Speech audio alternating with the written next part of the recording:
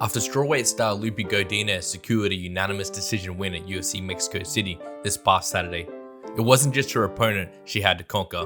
Godinez faced an unexpected personal challenge in the Octagon that nearly stole the headlines.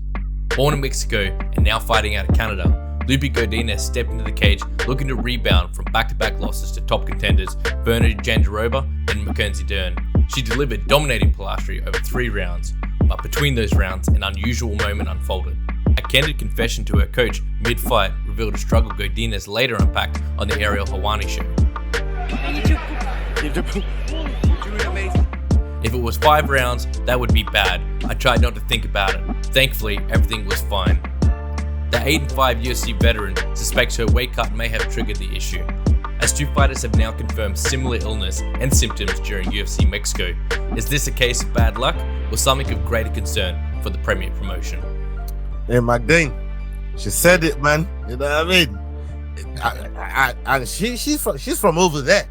And if that thing is troubling her, I mean, Joe Python said he went through what he went through. Maybe there's some truth to it. Not that I was doubting what he said, but now we've got multiple people saying maybe that was the case with them, you know, especially with what's going on over there. I think the man ate something too spicy and just couldn't handle it. Yeah, I mean, being ginger and white, he was just like, holy shit, those pinto beans are hot as fuck, brother. Yeah, I mean, he wasn't going anywhere near that.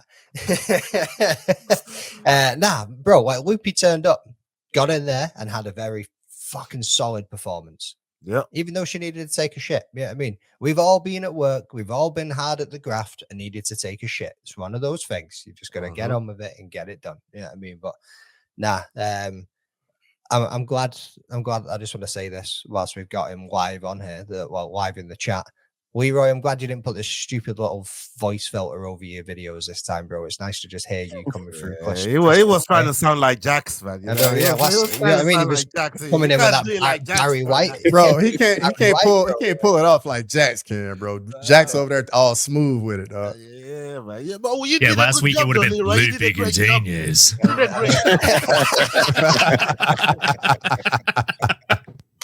Why did that sound like Captain Jack Sparrow? Yeah, you know, oh my God. I got a jar of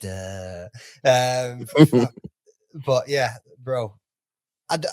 From what he said at the end of the video, I don't know how that would be an issue for the UFC. Yeah, I mean, that's 2 fighters out of what, 14 on the card. Was it 14? Was it 12? I can't remember. 12? 12. Yeah, because you got 14 points because you hit your dog of the week. 2 out of 12, bro. Yeah, I mean, like, that ain't shit. These things can happen. Maybe the 8 are the same place on the same night. Who knows? Yeah, I mean, I don't know if any of you guys have seen John Anik's video rolling around as well, and he said he got a case of the shits like Cross. If they're going to places like this where, you know, they're catching a case of the shits, Anik said it, like, he's ever put it, I think he said he's only put himself once whilst on broadcast, right? But this one here had him close to a close second, bro. You know what I mean? This one here in Mexico, man. How eager are these fans gonna be looking forward to get back to this fair, because they announced this fair going back up in September, Cross?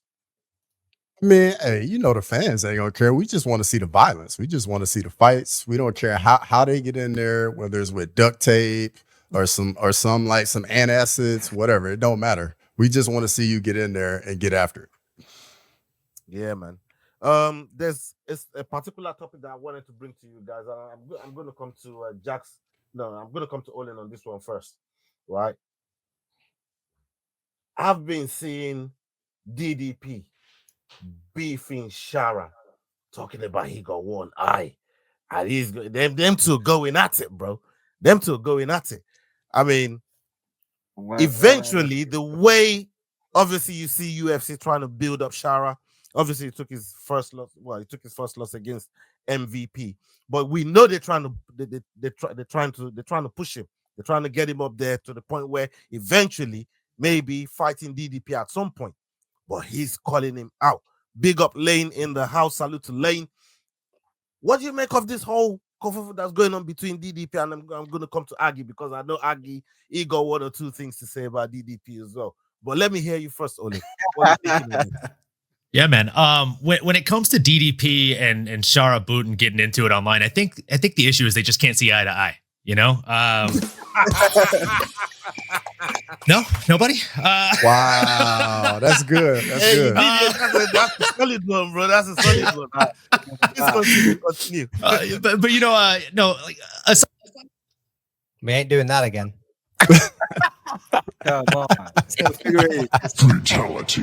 damn, do me like that, bro. No, all jokes aside, like I think Shara's the one that started this. He started talking about DDP online first.